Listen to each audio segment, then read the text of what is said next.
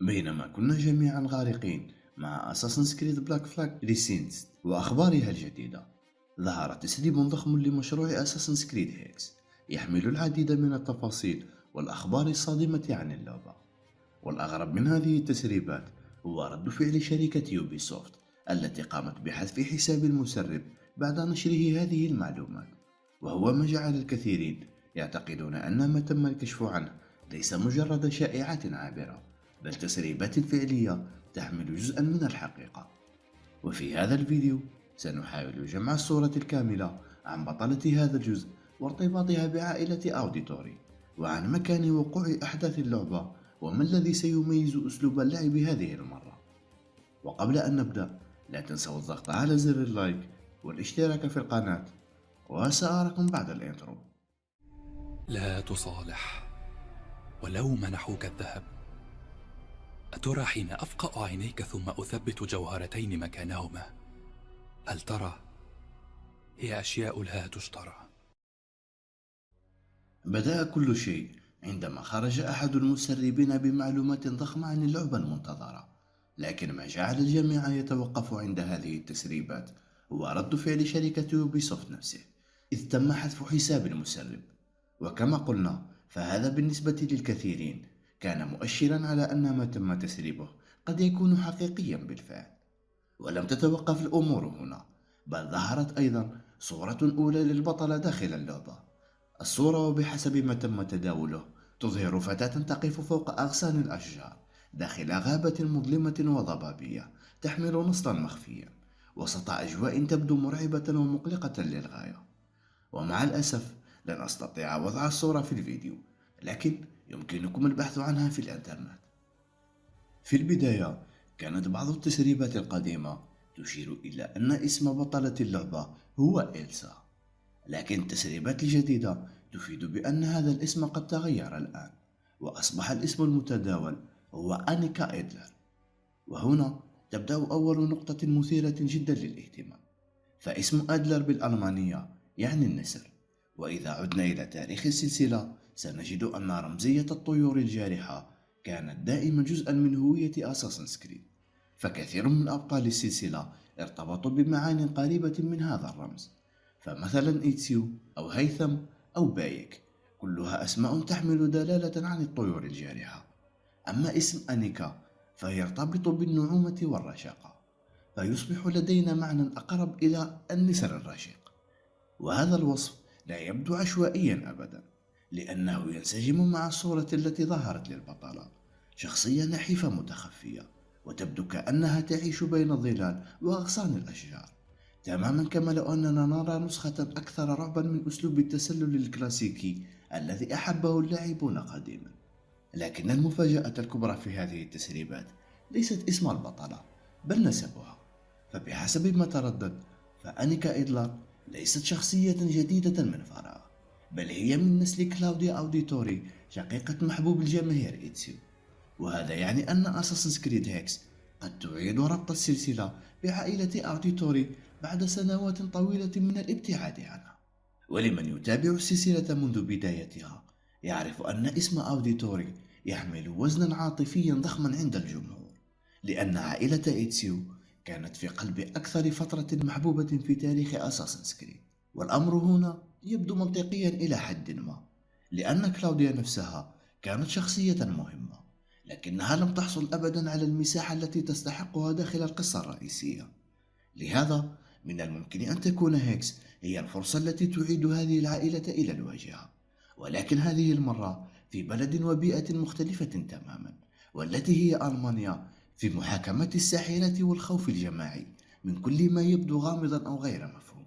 والسؤال الذي يفرض نفسه هنا، كيف وصلت عائلة أوديتوري أساسا إلى ألمانيا؟ في الواقع لا توجد إجابة مؤكدة حتى الآن، لكن البعض أشار إلى أن الأنشطة الموجودة في جزء براذرهود كانت تسمح للاعبين بإرسال الأساسنز إلى مدينة كولونيا الألمانية، فيبدو أن المطورين قد استغلوا هذه الفكرة القديمة ليبنوا عليها هذا الربط الجديد. نصل الآن إلى واحدة من أهم النقاط في التسريبات، وهي مكان الأحداث. فبحسب ما تم تداوله، فإن المدينة الرئيسية في اللعبة ستكون مدينة فورتسبورغ الألمانية، وهذه ليست مدينة عشوائية، بل مدينة ذات تاريخ ثقيل جدا، لأنها ارتبطت تاريخيا بمحاكمة الساحرة الشهيرة. وهنا يبدو واضحا أن يوبيسوفت تريد العودة إلى نموذج المدن الكثيفة والمليئة بالتفاصيل، مثل ما رأينا في أساسنز كريد يونيتي وسانديكيت، بدل الخرائط الواسعة والفارغة التي اشتكى منها اللاعبون في بعض الأجزاء الحديثة. والمدينة كما تصفها التسريبات مليئة بالأزقة المظلمة والأسطح القوطية والغابات المرعبة والممرات الضيقة التي تمنح إحساسا دائما بالتهديد. أما أهم معلم فيها فهو قلعة مارينبرغ الضخمة، وهذه قلعة حقيقية تقع على التل خلف النهر، وكانت مرتبطة تاريخيا بالسلطة المسؤولة عن محاكمة الساحرات. وهذا يجعل من الطبيعي جدا أن تكون القلعة واحدة من أهم المواقع في اللعبة، وربما حتى ستكون موقع المهمة النهائية أو نقطة الذروة في القصة. وهنا نصل إلى الجزء الذي أشعل الحماس أكثر من أي شيء آخر، وهو عودة إيتسيو أوديتوري. فبحسب التسريبات يبدو أن إيتسيو سيعود بطريقة ما داخل اللعبة، لكن المشكلة الواضحة هي أن أحداث هيكس تقع بعد وفاة إيتسيو بأكثر من 100 عام. إذن كيف يمكن لشخصية ماتت منذ قرون أن تظهر من جديد؟ التسريبات تقترح أن العودة لن تكون جسدية أو واقعية بالشكل المعتاد، بل قد تكون عبر تكنولوجيا حضارة الإيسو أو ما يشبه الوعي الرقمي، وهو شيء رأيناه من قبل داخل السلسلة عندما تواصلت بعض الشخصيات القديمة من الإيسو مع البشر مثل مينيرفا وإيتسيو. وهناك أيضا حوارات مسربة بين إيتسيو وأنيكا توحي بأن ظهوره لن يكون مجرد استرجاع ذكريات أو فلاش باك، بل ربما يكون حضورا توهجيا أو روحيا، كأنه معلم يظهر للبطلة في لحظات معينة. ومن بين المحادثات المسربة بين أنيكا وإيتسيو التي تم التركيز عليها في هذه التسريبات هو عندما تنظر أنيكا إلى رداء إيتسيو وتقول: ذلك الغطاء الأبيض يشبه الغطاء الموجود في رسومات والدتي. وفي حوار آخر يقول لها إيتسيو: تعالي لتقفزي معي لمرة أخيرة من أجل رجل عجوز. أو عندما تقول أنيكا لإيتسيو: إنهم يصفونني بالساحرة ويريدون حرقي بسبب ما أستطيع فعله، بسبب ما أعرفه. فيجيبها إيتسيو بأن الناس دائما ما كانوا يخافون مما لا يستطيعون التحكم به، بل أنهم قالوا عنهم من قبل أنهم شياطين، وأن عليها أن تتذكر أنه دائما لا شيء واقع مطلق بل كل ممكن. وهي الجملة التي تحمل ثقلا واضحا وتعيدنا مباشرة إلى روح السلسلة. وهذه العبارة وحدها كافية لتؤكد أن يوبيسوفت تحاول ربط هذا الجزء بجذور أساسنز كريد القديمة، وليس فقط بالحنين بل بالهوية الفكرية الأساسية للسلسلة. من أكثر الأفكار المثيرة في هذه التسريبات هي أن أنيكا تبدو للناس وكأنها ساحرة، وفي أحد الحوارات المسربة تقول شيئا بمعنى أنهم يصفونها بالساحرة ويريدون حرقها بسبب ما تستطيع فعله. لكن على الأرجح القصة ليست سحرا حقيقيا بالمعنى التقليدي، فالأقرب إلى المنطق داخل عالم أساسنز كريد هو أن أنيكا تستخدم أو ترتبط بقطعة أثرية من قطع الإيسو، فتبدو قدراتها للناس كأنها قوة خارقة أو أعمال شيطانية. وهذا ينسجم تماما مع فلسفة السلسلة منذ البداية، فالناس في العصور القديمة كانوا يفسرون تكنولوجيا الإيسو المتقدمة على أنها سحر أو معجزة أو حتى هرطقة، وبالتالي ففكرة الساحرة هنا قد تكون مجرد انعكاس لخوف المجتمع من كل ما لا يفهمه. أما من جهة أسلوب اللعب فالتسريبات تحدثت عن تغييرات مهمة جدا. فأولا هناك تركيز واضح على السموم والمواد السامة، وهو ما يناسب أجواء الشك والاتهام والسحر والهرطقة التي تدور حول البطلة. ثانيا اللعبة ستحتوي على غابات ضخمة وكثيفة، ولأول مرة تقريبا سيتم تقديم مهارات أو نظام يتيح للبطلة التنقل بسلاسة فوق الأشجار في حركة تشبه إلى حد ما رأيناه مع كونر في أساسنز كريد 3، لكن في نسخة أكثر انسيابية ومرتبطة بالغابات الكثيفة. كما ستتضمن اللعبة أنشطة جانبية مثل البحث عن مواقع الطقوس واستعادة الآثار المسروقة، وهو ما يعزز الطابع الغامض للعبة. لكن الجزء الأكثر إثارة هنا هو الذكاء الاصطناعي، فبحسب التسريبات سيكون الذكاء الاصطناعي أكثر عدوانية وقسوة من المعتاد، فأي تصرف مريب من اللاعب قد يجعل السكان أو حتى الحراس يلاحظونه فورا، وقد تبدأ المطاردة بسرعة كبيرة، وكأن العالم كله يعيش حالة من الشك الجماعي والبارانويا. وهذا مهم جدا، لأن اللعبة لا تبدو وكأنها تعتمد على الأكشن المباشر فقط، بل على التسلل والتوتر والرعب النفسي، وهو اتجاه مختلف ومحبب إذا تم تنفيذه بشكل جيد.